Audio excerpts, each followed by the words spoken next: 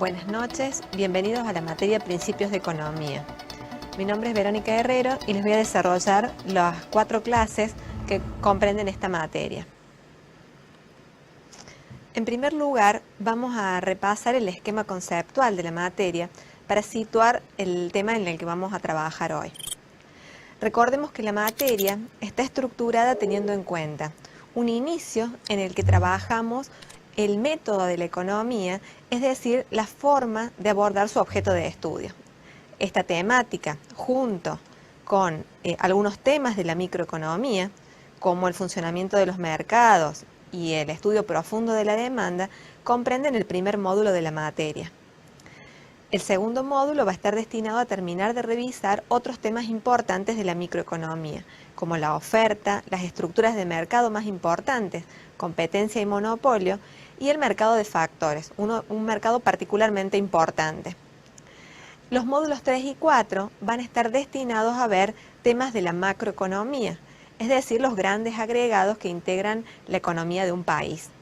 Dentro de eso vamos a separar en el tercer módulo los aspectos vinculados con el corto plazo y en el último módulo los aspectos destinados a estudiar el largo plazo o problemáticas del crecimiento económico de un país. Vamos a ver ahora cuáles son los objetivos que persigue esta materia. La idea básica es tener en cuenta estos objetivos porque guían el aprendizaje que uno debe ir haciendo de la materia, a qué espero llegar cuando yo aprenda estos contenidos. En primer lugar, los aspectos vinculados con el método, es decir, darse cuenta qué ventajas tiene tener un método de conocimiento de este tipo de fenómenos económicos utilizando modelos simplificados que permitan ver la realidad de una manera más sencilla. Para eso nosotros vamos a aprender especialmente algunos modelos útiles y sencillos al principio que vamos a ir sofisticando a medida que avancemos con la materia.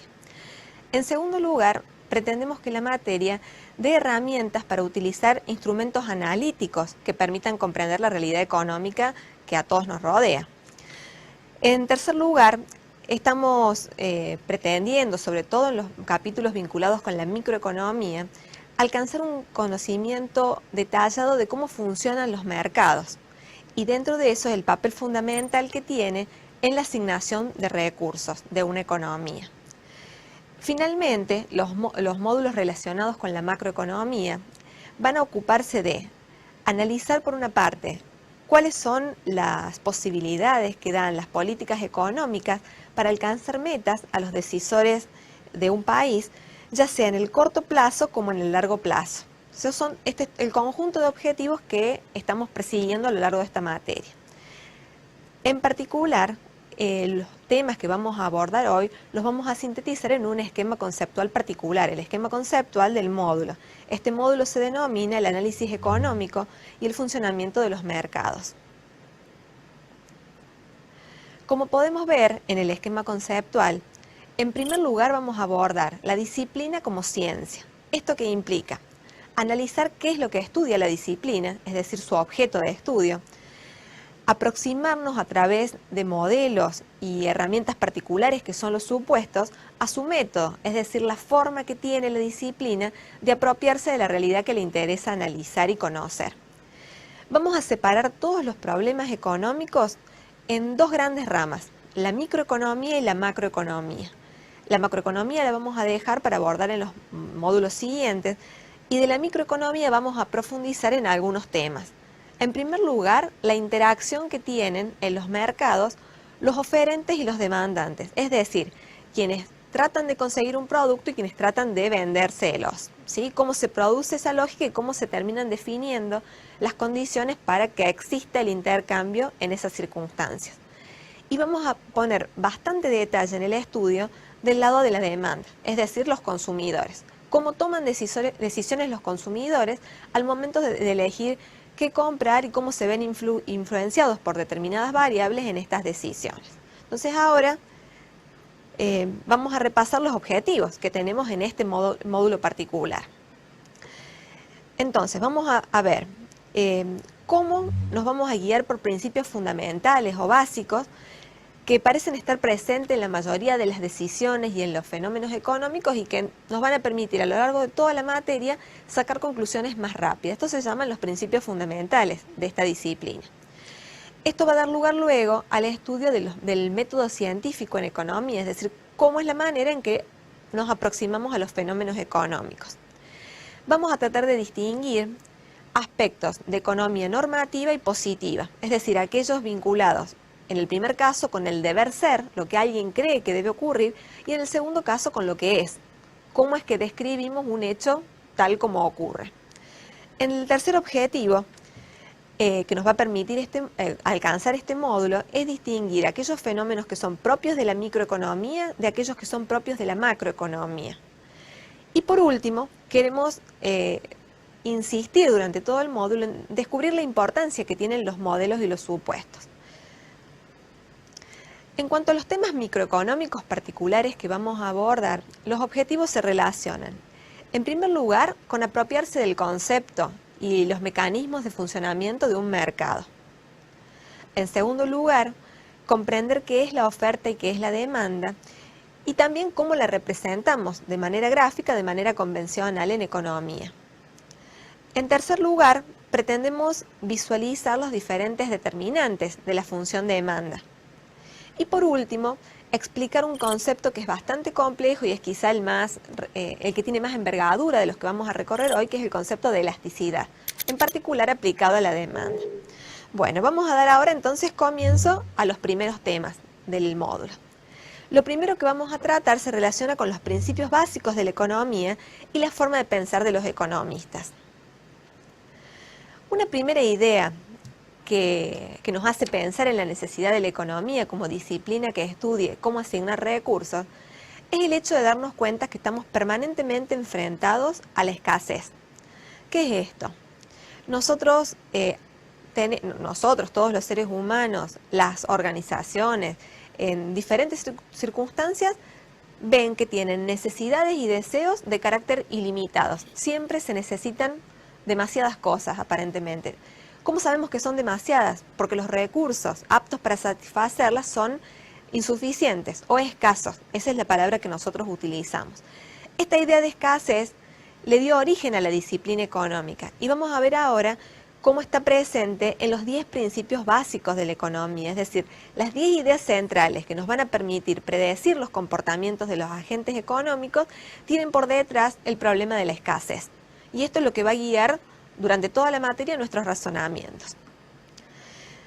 Yo a medida que mencione y explique los principios de la economía, ustedes van a poder seguir algunos ejemplos o algunas preguntas disparadoras que aclaran más cada uno de estos conceptos, esto a través de las filminas.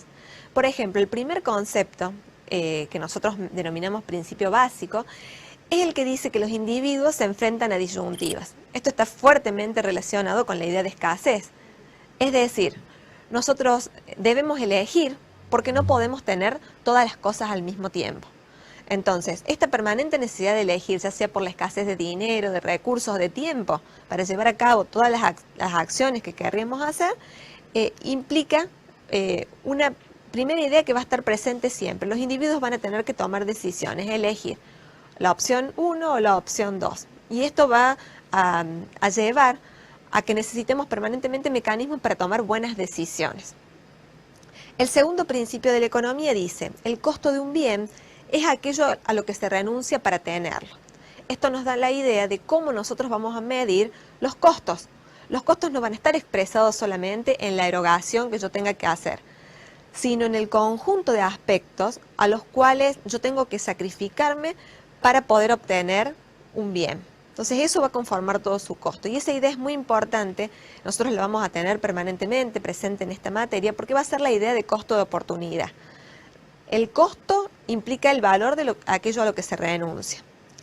El tercer principio dice las personas racionales piensan en términos marginales. Veamos acá qué significa esto de marginal. Marginal en términos matemáticos hace referencia a cambios de magnitudes muy pequeñas. Entonces, aplicando esta idea al tema de la toma de decisiones económicas, nosotros observamos que los individuos suelen tomar decisiones acerca de magnitudes en las cuales consumen determinados bienes o producen determinados bienes, pero de a pequeños cambios, como en pequeñas porciones, no cambios entre consumirlo en cantidades muy grandes y no consumirlo en absoluto, sino que van tomando pequeñas decisiones que nosotros denominamos en el margen. Esto se relaciona con decisiones más eficientes. Entonces, los individuos a lo sumo van a tener equivocaciones pequeñas tomando decisiones marginales. Bueno, el cuarto principio dice que los individuos responden a incentivos.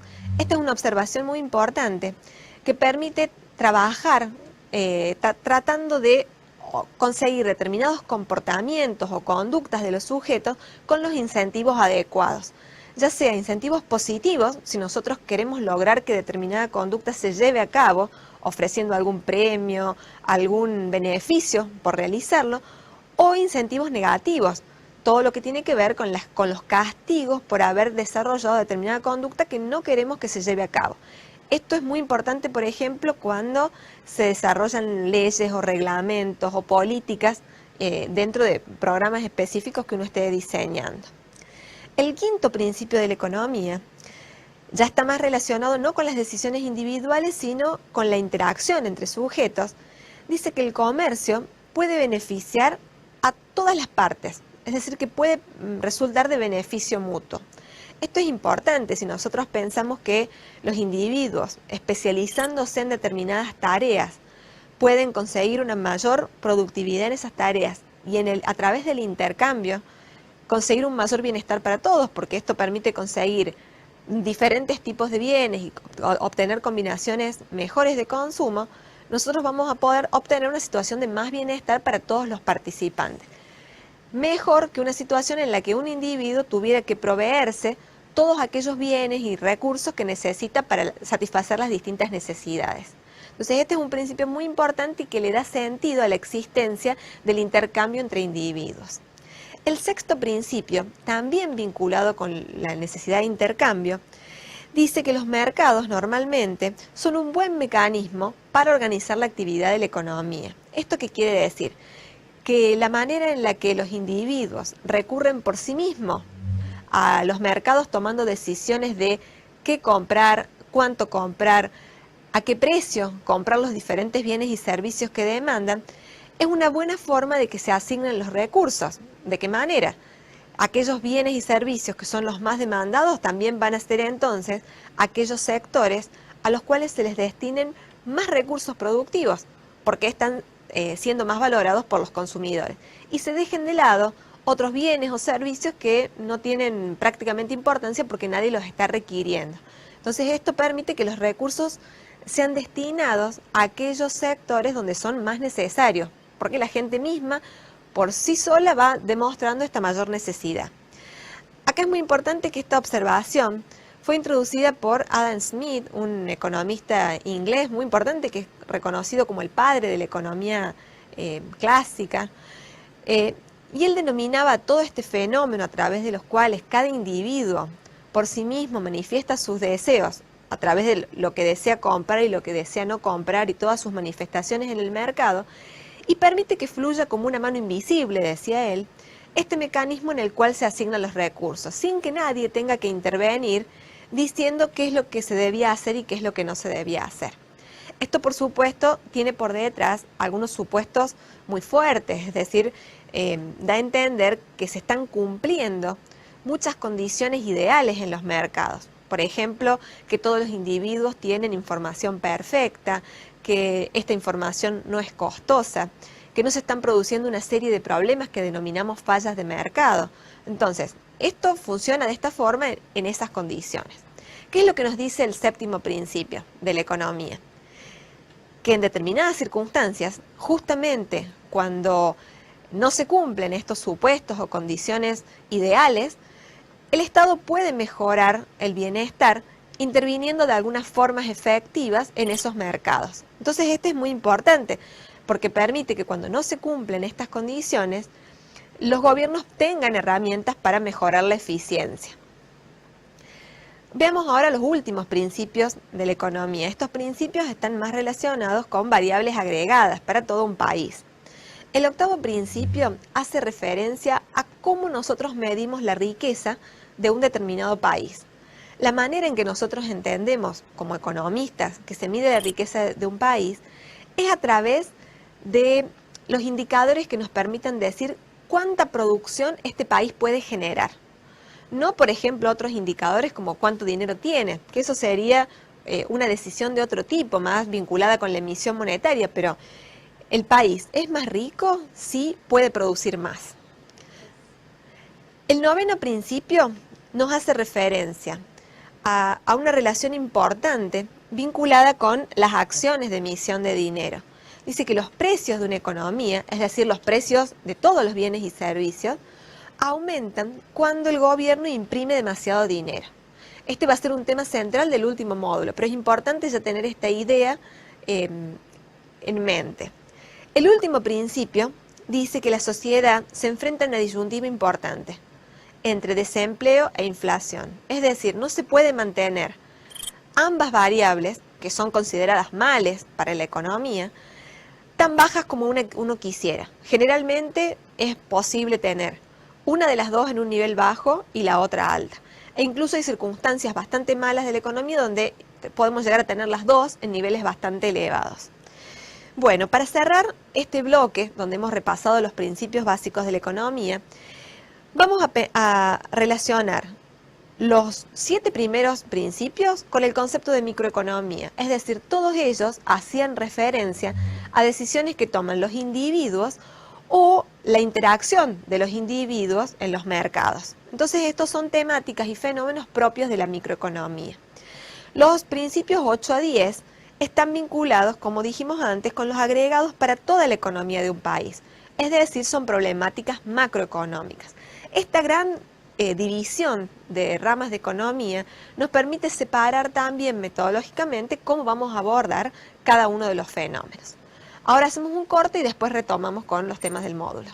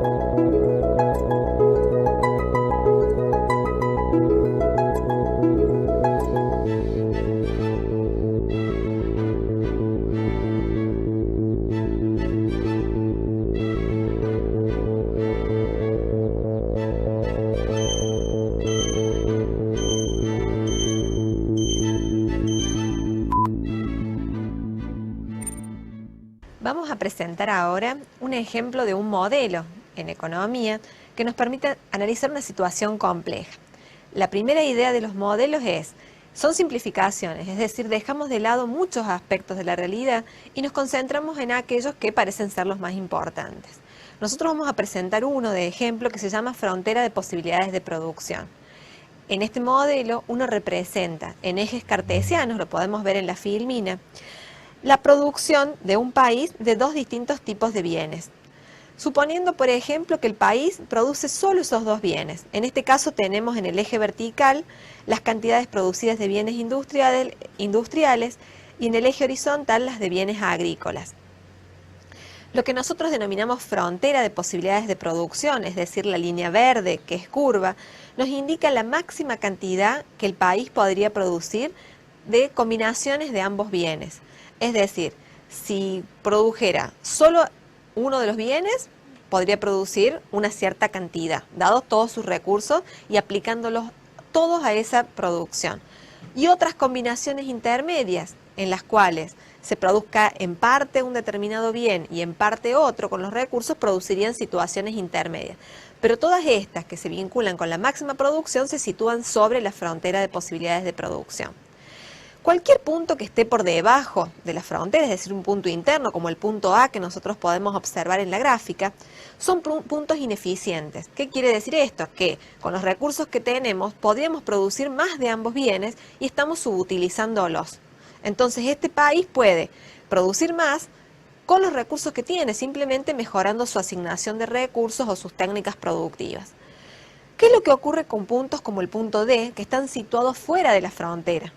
Estos puntos, con la tecnología actual y los recursos que posee el país, son inalcanzables para el país. Entonces fíjense como en un esquema nosotros resumimos toda una información que a lo mejor necesitaría muchos datos puntuales, mucha información específica, pero permite a un planificador tomar decisiones. Por ejemplo, si se necesita pasar de una determinada producción, que a lo mejor privilegie más los bienes agrícolas, a una producción que haga prevalecer más la producción industrial. Entonces se pueden tomar decisiones basadas en un modelo. Por supuesto que acá están contenidas hipótesis que nosotros en economía también denominamos supuestos, es decir, condiciones que decimos que se cumplen para que el modelo sea válido, para que podamos jugar con este esquema simplificado. Nosotros utilizamos este tipo de modelos porque sería muy difícil abordar la realidad tal como es. Es decir, si nosotros nos intentáramos aproximar a esa realidad con todo su detalle, estaríamos trabajando a la par de lo que la realidad está desarrollándose y no podríamos entonces tener una perspectiva analítica. Entre los temas que nosotros vamos a trabajar con modelos, vamos a privilegiar el tema del funcionamiento de los mercados, que es un tema importante en este primer módulo. Dentro de los mercados tenemos dos grandes partes, lo que nosotros denominamos la oferta, que es el componente relacionado con las acciones de los productores de bienes y servicios, son quienes llevan al mercado los bienes y servicios y toman todas las decisiones de producción, están preocupados por los costos, por los métodos productivos. Y nosotros sintetizamos todas sus acciones en un esquema, también un modelo por supuesto, donde vamos a decir la variable más importante de todas es el precio del bien. Entonces vamos a relacionar las cantidades que los productores están dispuestos a ofrecer. Generalmente vamos a graficar este tipo de situación en un esquema con ejes cartesianos, donde el eje horizontal va a ser la cantidad del bien y el eje vertical el precio del bien. Y entonces vamos a representar la conducta de los oferentes a través de una función denominada oferta. Esta función va a sintetizar lo que hacen la mayoría de los productores. ¿Qué es lo que esperamos entonces que hagan? Que a medida que más altos sean los precios, estén dispuestos a ofrecer más bienes o servicios. Esto va a determinar una función de oferta con pendiente positiva, es decir, creciente. Ya lo vamos a ver en más detalle. La función de demanda, por otra parte, va a representar todos los comportamientos de los consumidores. Las personas que estamos buscando en los mercados comprar determinados bienes y servicios para satisfacer nuestras necesidades. La función de demanda va a tener una pendiente contraria a la presentada previamente. ¿Por qué? Porque nosotros esperamos que en el mismo esquema de precios y cantidades, la demanda sea representada con pendiente negativa, es decir, a medida que el precio sea más elevado, los consumidores van a estar dispuestos a comprar menos cantidad de ese bien o servicio. Y esta representación permite trabajarlas en simultáneas a ambas variables. Nosotros acá vemos un diagrama bien simple. Imagínense que en este diagrama de ejes cartesianos, donde tenemos el precio y las cantidades del bien, tenemos resumidas todas las conductas de compradores y vendedores de un determinado bien. Acá representamos entonces la disponibilidad a pagar de los compradores, la línea verde que representa la demanda y que ya dijimos que tiene pendiente negativa, y la línea roja que representa las conductas de los oferentes, es decir, su disponibilidad a ofrecer el bien a los distintos precios. El punto donde ambas funciones coinciden se denomina un punto de equilibrio. Este punto de equilibrio tiene una particularidad muy importante en los mercados, porque es el punto en el que coinciden las decisiones de ambas partes. Es decir, el precio y la cantidad que están dispuestos a intercambiar oferentes y compradores es la misma. Entonces no hay ningún incentivo para moverse de ese punto. En particular, en estos modelos, el equilibrio ese adquiere entonces la particularidad de ser estable. Entonces esto es una característica muy importante del funcionamiento de los mercados. ¿Qué es lo que pasaría si en este equilibrio entre oferta y demanda, momentáneamente el precio fuera más elevado que el de equilibrio? En ese punto, los oferentes se darían cuenta que no han podido colocar toda la producción que ellos querrían a ese precio. Ellos quieren colocar más producción de la que los demandantes están dispuestos a comprar a ese precio tan alto. Entonces, algunos oferentes comienzan a reducir el precio. ¿Hasta dónde? Hasta el precio de equilibrio. ¿Por qué? Porque en ese precio, como dijimos, coinciden sus decisiones. Por supuesto que hay algunos oferentes que salieron del mercado porque ya no les interesa vender a ese precio que es menor al inicial, pero en ese precio todas las unidades que estaban dispuestos a ofrecer los oferentes coinciden con las de los demandantes. Entonces se sitúa de nuevo este mercado en la posición de equilibrio.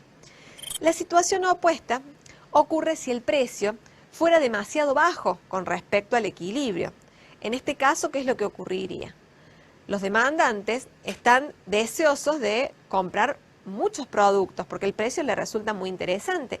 Sin embargo, a ese precio tan reducido, los oferentes no están dispuestos a ofrecer esa misma cantidad y se produce lo que denominamos un exceso de demanda.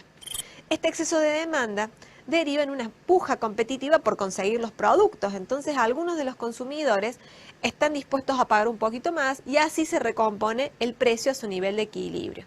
Sin embargo, esto implica que algunos consumidores que querían el producto a precios más bajos salgan del mercado, es decir, desistan de adquirir el producto y se queden sin el producto.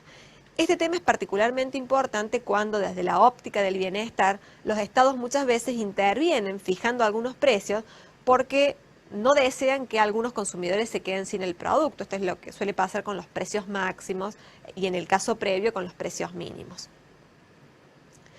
Ahora vamos a ver algunos tipos de mercados en los cuales se aplican todas las leyes que hemos mencionado, las leyes de la oferta y las leyes de la demanda. Por ejemplo, el mercado bursátil, donde se comercian las acciones y los títulos públicos, mercados de frutas y verduras, que es habitual conocer, ferias, etcétera. Mercados también de otros bienes básicos como pescados, mercados de ropa, donde se comercian y se pueden llegar a negociar este tipo de cantidades y precios. En cada uno de estos mercados que estamos viendo se aplican todas estas leyes que hemos mencionado, es decir, si el precio del bien es más elevado, los demandantes prefieren comprar menos unidades. Si el precio es más reducido, los demandantes prefieren comprar más unidades, es decir, se aplica la ley de la demanda. Y también se aplican en cada uno de estos mercados la ley de la oferta, es decir, si el precio es muy reducido, los oferentes prefieren ofrecer pocas unidades. Si el precio es más elevado, prefieren llevar al mercado más unidades. Entonces se equilibra de esta forma el funcionamiento y el alcance de un equilibrio estable. Cada uno de estos mercados es una ilustración de esta situación. Incluso mercados como el mercado laboral, donde se presenta una particularidad interesante. Quienes ofrecen sus servicios en el mercado laboral son los trabajadores, quienes están buscando un trabajo, y quienes demandan trabajo, quienes demandan servicios laborales, son las empresas, quienes contratan servicios productivos de los trabajadores. Vamos a analizar ahora la demanda con un poquito más de detalle. Tenemos varias formas de representar la demanda. Una de ellas es a través de una tabla, indicando distintos niveles de precios y las cantidades que los consumidores estarían dispuestos a comprar a cada uno de esos precios posibles. Una segunda forma de representarla es a través de una función matemática, de una forma explícita a través de las cuales nosotros relacionamos sus determinantes y su resultante, que es la cantidad demandada. Nosotros podemos ver que en cada uno de estos ejercicios hemos presentado siempre el precio como determinante principal y lo vamos a hacer hasta determinado punto donde incorporemos más variables, porque por supuesto la demanda de bienes y servicios no solo depende del precio, aunque el precio es el determinante más importante de acuerdo a lo que nosotros sabemos en la mayoría de los mercados. Entonces dijimos, podemos representar la demanda con una tabla, podemos representarla con una función. Esto implica dar la fórmula a través de la cual se puede obtener la cantidad demandada conociendo el precio del producto. Simplemente vamos